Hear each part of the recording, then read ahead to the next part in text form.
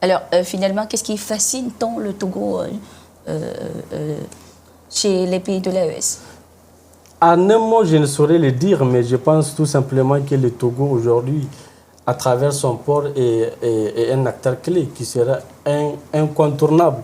Aujourd'hui, si le Togo s'est dit oui à l'AES, c'est que le Togo s'est dit oui aussi à échanger avec tous les pays de l'AES, c'est-à-dire tous que ce soit le Niger, le Burkina et le Mali.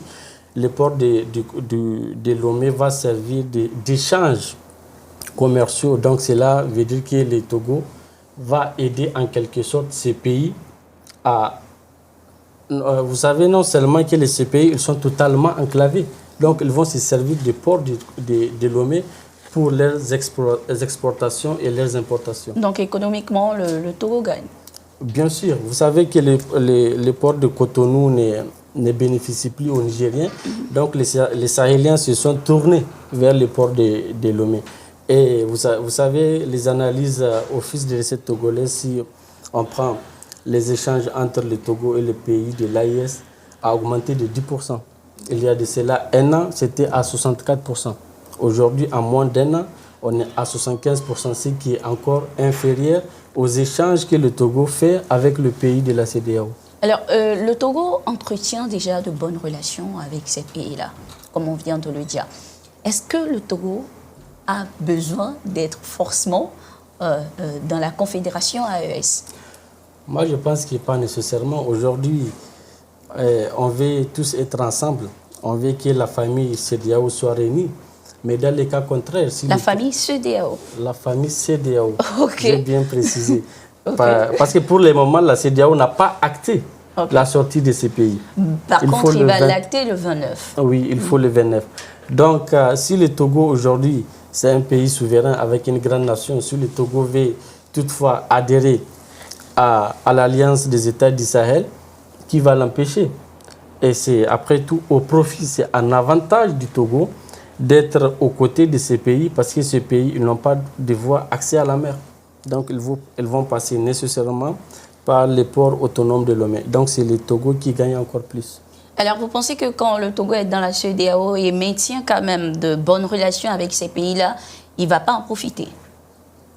Oui, bon, vous savez, la souveraineté, même en elle-même, la souveraineté, c'est de défendre ses intérêts. Si aujourd'hui le Togo veut adhérer à l'alliance des États du Sahel, c'est qu'elle voit un bénéfice à tirer. Et si les pays du Sahel aussi, aujourd'hui, ils veulent que le Togo soit intégré, c'est qu'eux aussi, ils voient un intérêt à dégager dedans. Aujourd'hui, si vous prenez le cas du Cotonou, le plus grand consommateur, si je peux dire cela, ce sont les pays qui n'ont pas de voie accès à la mer. Aujourd'hui, si le port est fermé, c'est que le Bénin, en elle-même, elle ne gagne plus rien. Et que le Togo a saisi cette opportunité. Et que vous savez, aujourd'hui, ce vent de souveraineté qui flotte dans ce pays, il a déjà été flotté dans ce pays qui est le Togo, à l'époque où Sylvanus Olympio était au pouvoir. C'était son ambition d'avoir une monnaie. C'était dans son ambition de créer une monnaie. Si aujourd'hui le Togo voit qu'elle s'identifie au discours de ces militaires, c'est que c'est une occasion à saisir. C'est que c'est une occasion aussi, surtout à ne pas rater.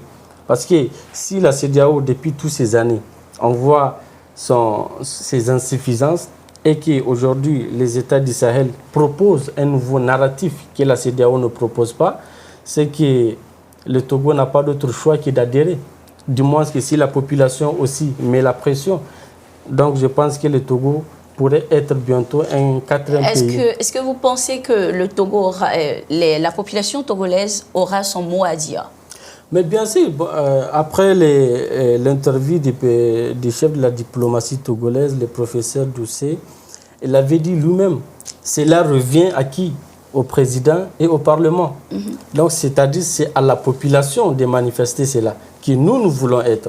Et ce qu'il a dit, moi, je pense sincèrement, si tu causes avec des centaines de Togolais, ils s'identifient plus des Sahéliens qui est des membres de la CEDEAO. Ah, vraiment? Ah oui.